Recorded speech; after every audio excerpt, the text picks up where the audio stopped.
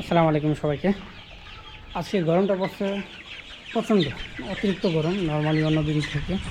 তো আমি ক্যামেরাটা নিয়ে উপরে উঠছি আজকে দেখানোর জন্য যে আমার এখানে এই খামারের মধ্যে সবগুলো মুরগি খুব ভালো ছটফট। আর এখানে সবগুলো মুরগি আমাকে দেখলে ভয় পাই, কেন পাই জানি না, বাট কাছে আসতে চাই না, দেখলে একটু দূরে দূরে থাকে।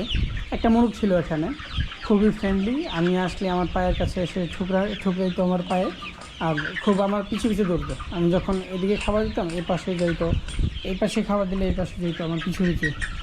এখন হুট করে উপরে উঠে দেখে দেয় ওইখানে মরে পড়ে আছে। আফসোস, আমি ওইটা মানে কেন মরে আছে ওইটা বুঝতেছি না।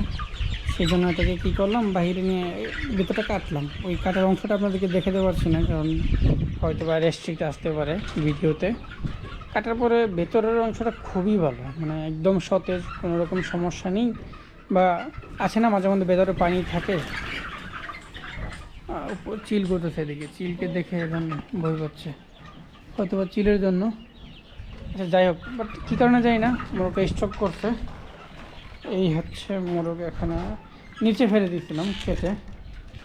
এখন দেখি, এই সেই মোরগটা বেশ বড়, প্রায় 1 কেজির কাছাকাছি একটা মোরগ। মাংসটা দেখেন কত ফ্রেশ, আমি একটু আগে কাটছি সেই জন্য ভেতরের অংশটা দেখেন, মাংস খুবই ফ্রেশ, একদম তরতাজা। আর জানি না কী কারণে মরে পড়ে আছে, একদম শক্ত হয়ে গেছিলো মরে। যাই হোক, কিছু করার নেই, হয়তো ওর হায়াত এতটুকুই ছিল।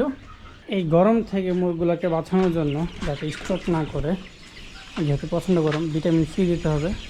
এখন আমি ওষুধ না এনে লিবু আনলাম, এখানে একটা লিবু খাওয়াবো, লিবু পানির সাথে মিক্সড করে দিব দেখি। আর এমনিতে এগুলো তেমন একটা সমস্যা না, যদি কোনো সমস্যা হতো, রোগ হতো, তাহলে হয়তো অনেকগুলো হইতো।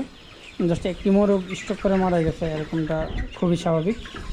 আর হায়াত যার যতটুকু আছে ততটুকু সে বাঁচবে। আমি যতই ওষুধ খাওয়াই কাজ হবে না, বাকিটা আল্লাহর উপর।